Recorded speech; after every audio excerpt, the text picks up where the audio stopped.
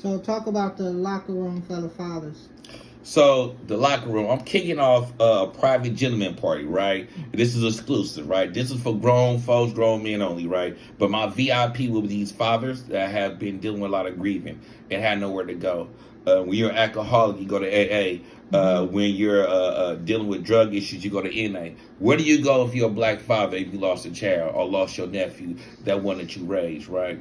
So I want you to come to the locker room, right? So I'm doing this exclusive part. I want you to dress up fancy. I got the best dress award and stuff, right? I got Chef Smelly catering, right? You feel me? All day massages. And then at the last event, if you to church, you can go on home. But for the ones that want to do the grown folks, we got the gentleman party, right? That following week, that Wednesday, on the 22nd of June at 6 p.m., 9006 MacArthur at the Eastside Boss Hub, we will have our locker room session. I have three very powerful brothers coming in to share their stories. But my more thing is, if you ever been in a man locker room, it's always a check-in. You know what I'm saying? In a locker room, what stays in the locker room, what stays in the locker room, it's all love. And you know what I'm saying? You come on, you're pumping up and stuff, and you get encouraged. So when you leave that locker room, you're ready to go hit that field, that court, or whatever you're doing, for as the sports activity, right? To do what you got to do. So we're gonna take that with life.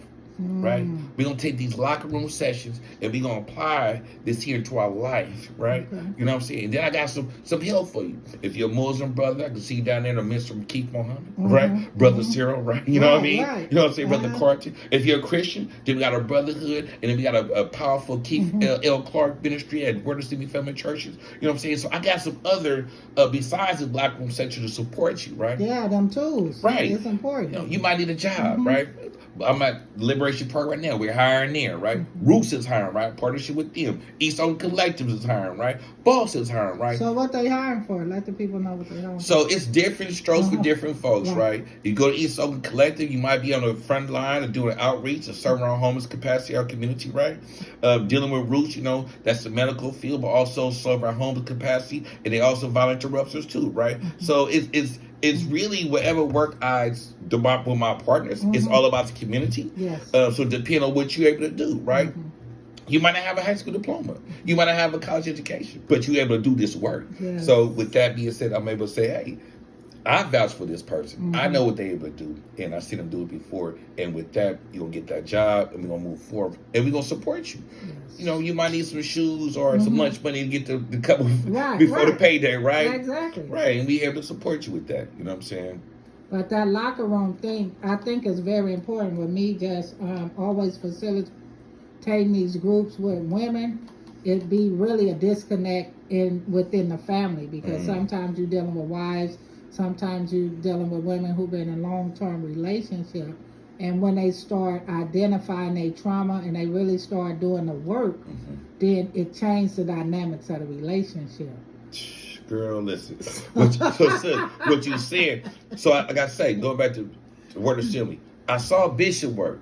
He started with the brotherhood. Oh, yeah. And then he went to the sisterhood. He had to feed the men. Yeah. He's like, I got to feed these men so they go home to their women, right? And they can tell them what's going on, right? Because he said, if your woman come to church and she listen to me, right, and she come back home and don't listen to you, and you ain't catching this here, it's a whole problem with the house. It's a problem already right there. So I just learned, like, okay, so it's already bona fide sisterhood. You're dealing with the women. We are getting gentrified out of Oakland, going Antioch, Pittsburgh, all out in the valley, and you out there to support, right? Yes. Right, with no funding, right? Right. With no funding, donation, right?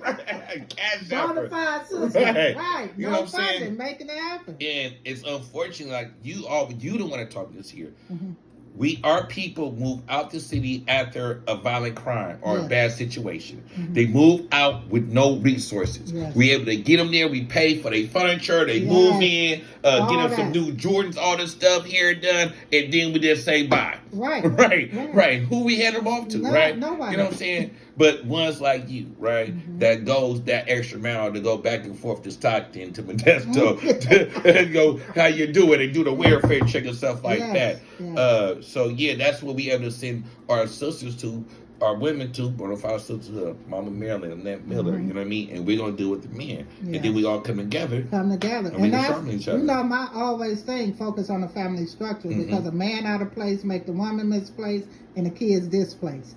That's always been my thing. And people don't understand that, because the man is the head of the household. I don't care how much money the woman make, what position she thinks she is.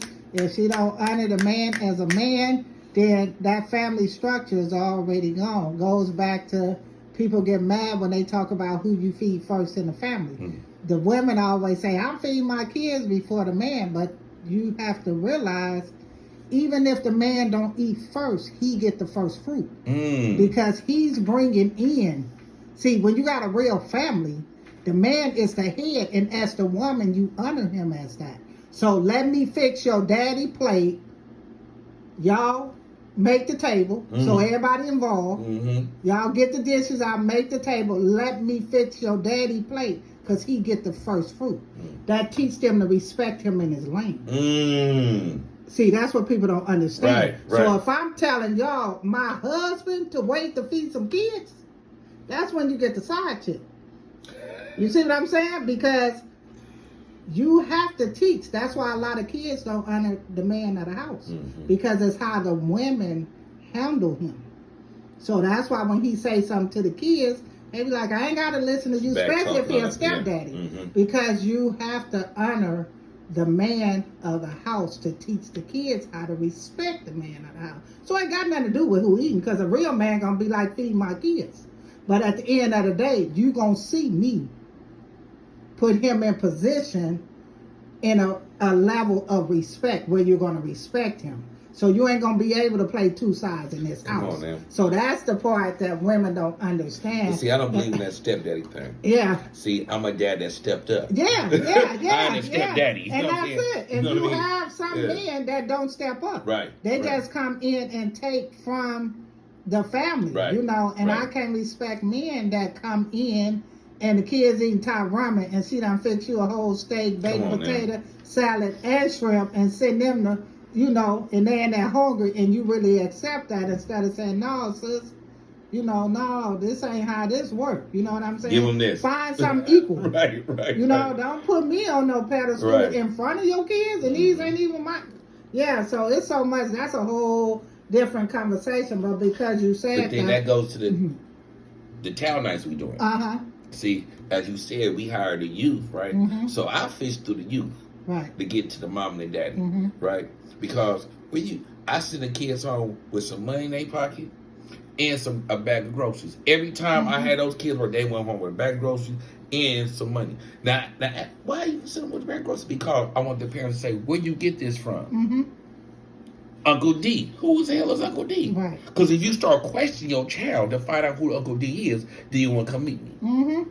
Now I'm fishing. Yes, you know what I'm saying? See, come on now, because I'm up here like, where you get that from? I go see them. Yes. You know what I'm saying? I want to know who's giving to my child. Yeah, because what's the motive behind it? Listen, you know, some people get the kids for the wrong reason. Grandma always said about the ice cream and candy. Come on now. Yes. So that's the fishing, like, do these town nights. And we about to be at Sunnyside Park, kicking off June 17th, right? I got already 15 young people already hiring, $25 an hour, right? They're my youth coordinators, my ambassadors. We have started beautifying Sunnyside Park. Yes. On June 15th, we're doing a community cleaning, and I'm going to pay 20 community members $25 an hour to come help me clean up that park. That sandbox, I got new sand coming in. We're going to get that old sand out from the kids play. They won't get wingworm. You know what I'm saying? So we're going to be beautify the community. And all of that. Right. With our let's go to work.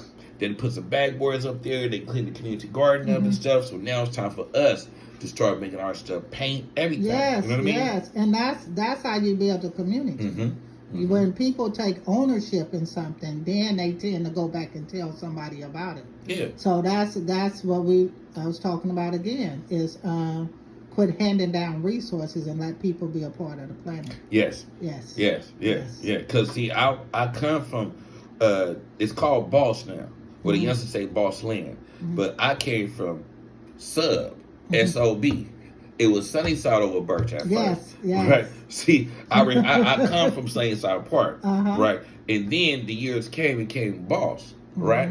So as we transition all that, you know what I mean? I stayed at the park from playing basketball, shooting dice, and selling crack cocaine. I was a product of my community, right? And I can't say like, oh, I wish I'd go back and change. My go back and change is going back where I used to sell crack at, right? And go clean up my community. Yes. Help my hired half the damn hood, right? On the payroll. Not just the kids, the adults too. Yes. You know what I'm saying? And then every activity we doing, we get away money. Yes. I'm getting over $4,000 that day. You know what I'm saying? The kids, they got the sack races, they got the dance contests, they got all that going on. That's cash money. The stuff that they like to do. That's all you're doing is creating a safe place, and that's all we need. We need Sunnyside, we need 85th, we need all them we need power over them. Yep. I'm trying to get the Boys and Girls Club on 85th. I want that. And they finna lose it.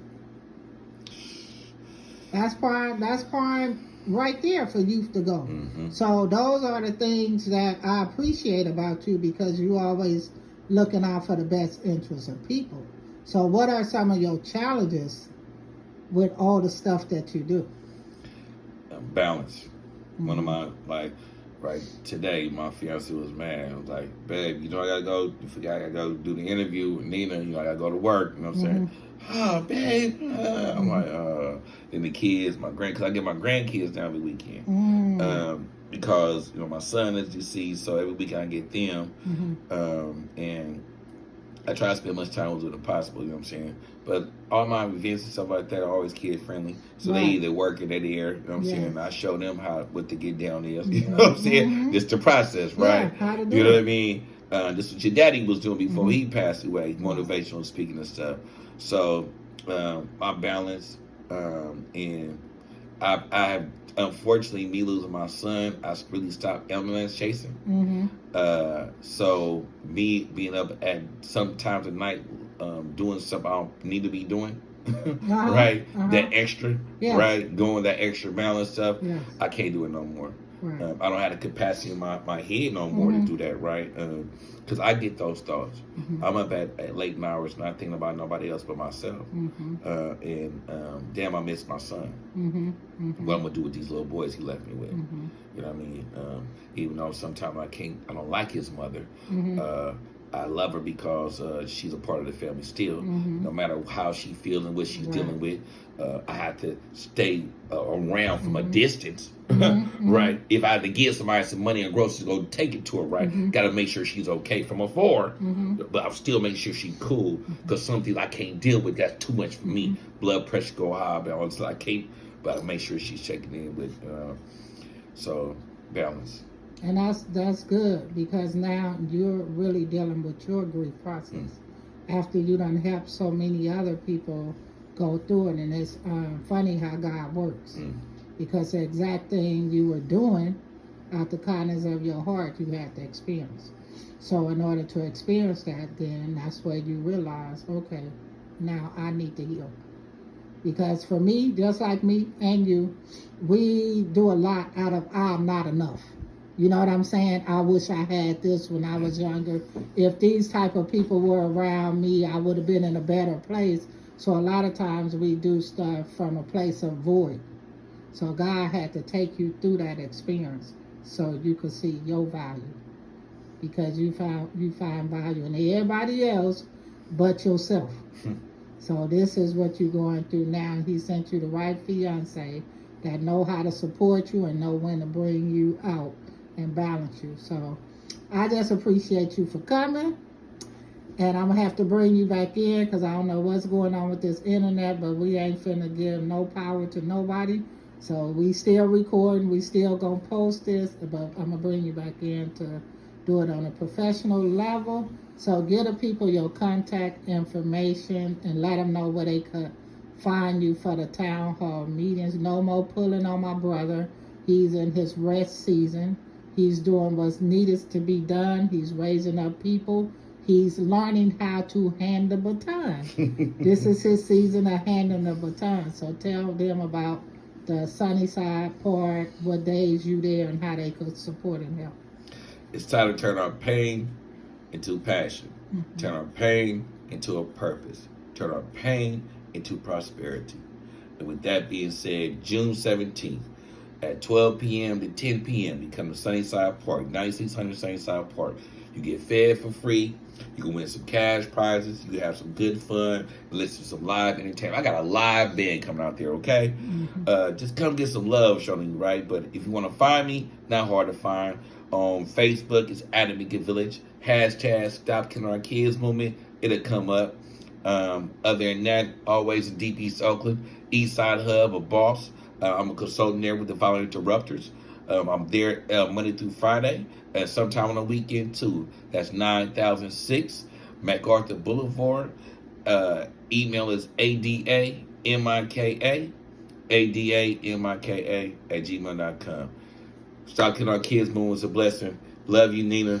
You're powerful, and we know you do stuff without the money. I can imagine when you get the funding, and you go crazy. We thank you, Jesus, right there in Right now, advance. I receive it. All right. Thank you, bro.